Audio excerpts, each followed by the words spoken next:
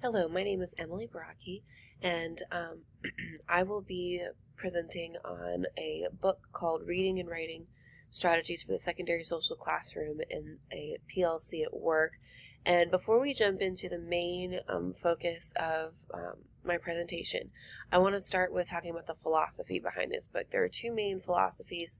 The first being the authors come at this book with the concept in mind that they believe that every teacher is a literacy teacher. And one of the things that I really appreciate about this book is that they give a lot of very helpful strategies as well as sources in order to help your social studies classroom become a classroom in which skills that will follow students for the rest of their lives can be learned.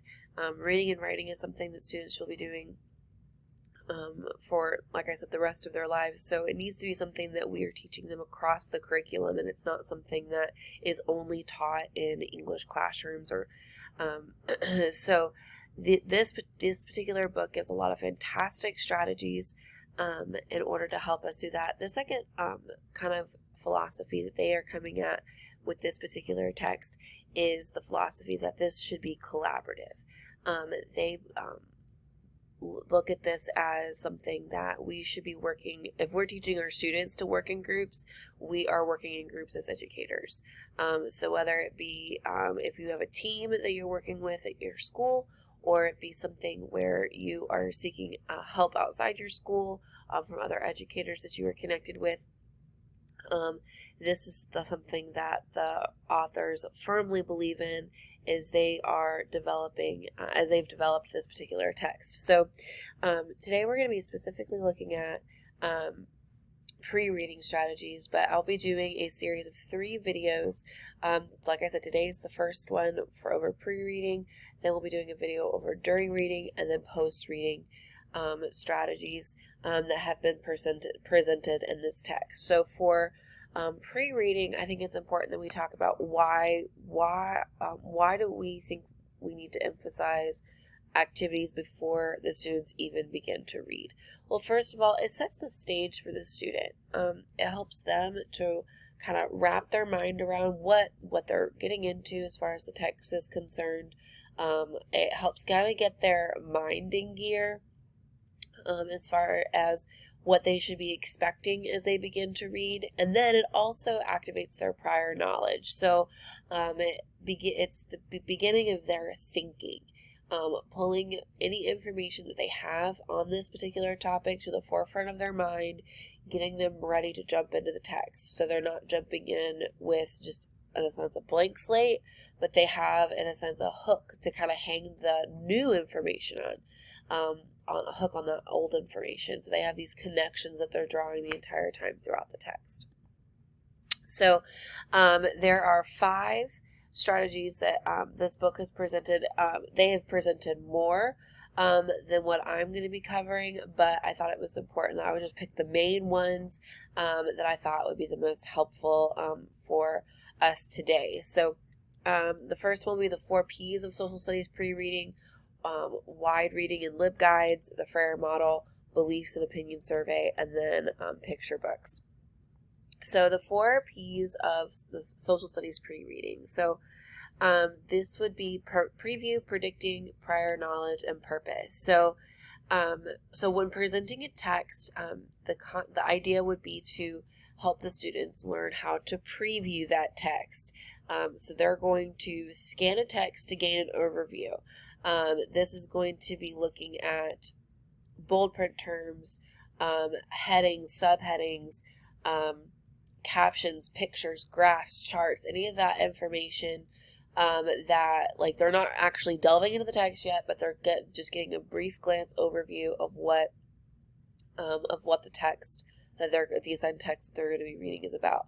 Then predicting. So after they've kind of gotten an idea of what the topic is, they are to predict what the reading might say and what information it will provide. So they're going to determine, especially with history, most students probably at least have some background knowledge for a lot of the big events. So if they're seeing pictures of Abraham Lincoln or George Washington or the Boston Tea Party, if they've seen those pictures or they see those headings, they're going to hopefully think in their mind as those are pretty common topics, especially once they get into high school. Middle school, this might be the first time they're hearing about it. And especially even like late elementary school might be your first opportunity to present on some of these individuals. But for the most part, though, by looking at certain pictures or looking at events, and even if they're not sure of specifics, if they see a picture of a battle, they're able to predict, oh, well, we must be learning about a war today, or there's going to be soldiers involved, who's the leader, that type of idea. And then prior knowledge would be identifying what the reader might already know about a topic. So if they do perhaps already know about the Boston Tea Party, they can record that. If they do know a lot of information about George Washington or the Civil War or the Revolutionary War, they can record that and start kind of connecting what they already know about a topic. And then purpose. So this would be maybe something that you as a teacher also need to help establish for the student. We'll be like, what is the purpose for their reading, and ultimately the predicting, the prior knowledge is ultimately going to help them with the purpose of what they're reading for. They hopefully are also beginning to ask some questions about the text that they're reading as they are beginning to jump into it. So hopefully that will be of importance to them as well. And there's really ultimately two aspects of purpose that are going to be important to the reader to understand. So ultimately the why of what they're reading. And so ultimately, if we have a why for why we are reading something or why we are doing something, we're more motivated to do it. So, so if a student it has their reason for it is because they have to, they're probably not going to get a lot out of the text. But if their motive is that they can clearly articulate the why, odds are he or she are going to be much more engaged. And then second, they are fully engaged with the text. They can predict and anticipate the author's purpose. So not just their purpose for reading, but what the author's purpose was for writing. So for example, knowing that that a primary source behind especially like a political cartoon that you might be analyzing, what the author's purpose and the background information that they need to understand why that particular political cartoon was relevant to the time period. Knowing that historical background is important to understand the author's why. So giving students that why can be really, really beneficial and motivating for them. So wide reading and LibGuides, this ultimately is important as far as providing students, it ultimately gives them more time to read a variety of texts around a specific topic, and it's ultimately going to build their background knowledge. These are ultimately just access to a lot of different types of texts about a specific topic. So this is going to be anything from biographies, news articles, giving them perhaps even access to obviously supervised access to the internet, and ultimately gives them just time to activate perhaps some of that prior knowledge of what they already know about a topic, but then even to begin building some of this background.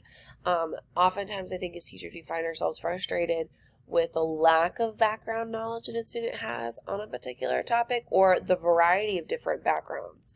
You might have somebody who knows like George Washington was the first president, but that's all they know. They don't know anything else about his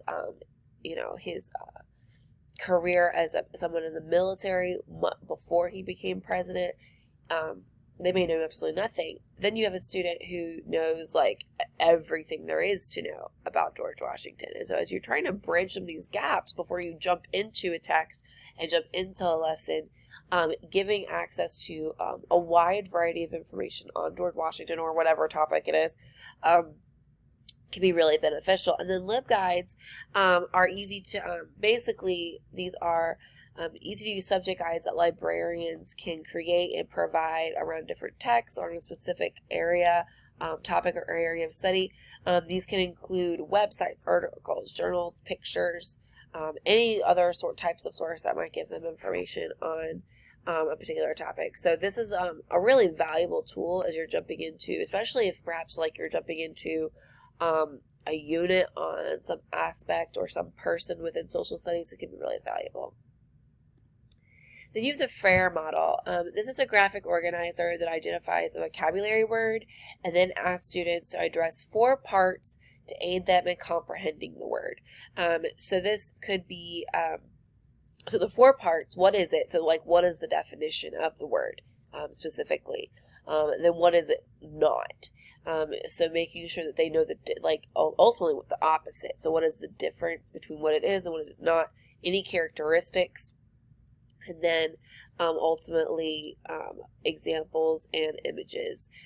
So this can be a really valuable tool as it helps them break the word down into different parts, drawing connections between different concepts, identifying gaps within their understanding.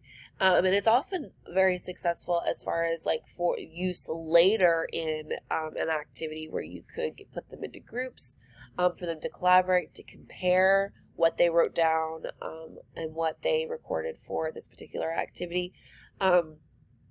So one way that you can use this would be for students to like skim through their learning targets for a unit, specifically finding words they do not recognize or they do not know, or even having them look at a study guide that you prepare for their test, but giving it to them rather than giving it to them like 3 or 4 days before the test, giving it to them from the very outset, have them going through and identifying, okay, I know this word, I don't know this word, picking and choosing ones that maybe even pique their interest. This really helps them personalize their learning for each individual and allow them to kind of jump into the topic motivated, because these are things that they want to know and want to learn because they're getting to choose.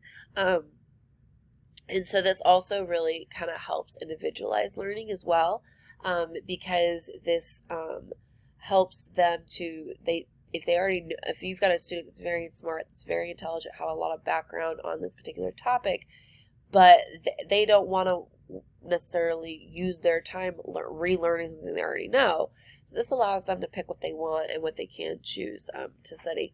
And so this ultimately, it doesn't necessarily have to be these particular 4 categories. You could change them up as you move through after, especially if you use this a lot.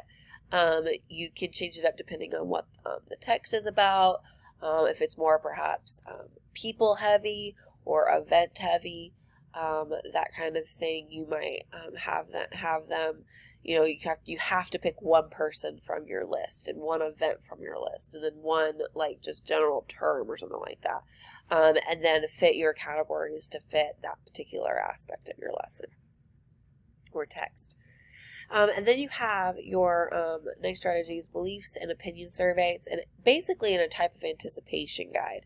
So this asks students to agree or disagree with statements about an idea in the text prior to reading. So the idea is to specifically actually sometimes even kind of create statements that are a little controversial in order to get the students thinking, motivated to read the text, and then they feel more of a desire to find out, what does the text have to say about that? This is what I think about it. This is my opinion about it, but what does the text have to say? And then you can also capitalize off that and allow them to get into groups, or even do a class discussion of what the students think about a particular topic. And then, excuse me. And then you could also do an activity on picture books. So using children's books to isolate a specific reading skill or a thematic topic. So you could get a whole collection of picture books on one particular topic, and everybody picks one. Or you can read just one picture book on the topic for the class as a whole. Then compare it to the overall text that you have already read, that you perhaps have read, or a lesson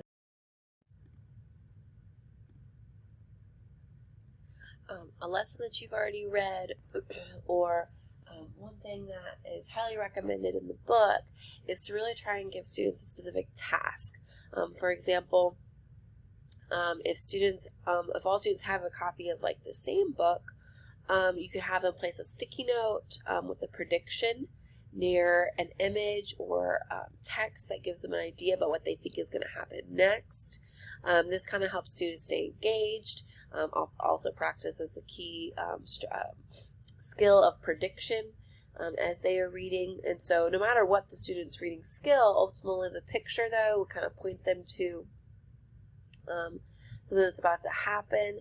And then also just the idea of reading a picture book also is something that would be helpful to helping activate any prior knowledge, but also kind of giving everybody the same background or the same prior knowledge.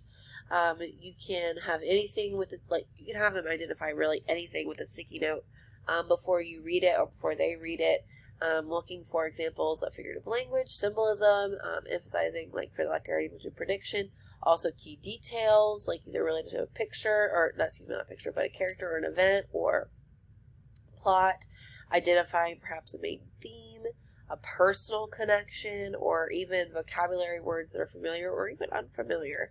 But like I mentioned, you also don't have to do necessarily one particular book. You can have several copies of different books on the same topic, and then do a jigsaw, or compare and contrast them after they have read, things like that. So there's a lot of options and variety of and really it's only limited by your creativity what you could do with the picture books. So that is the end of our just look at a few strategies on pre-reading. Next video we'll look at during reading strategies.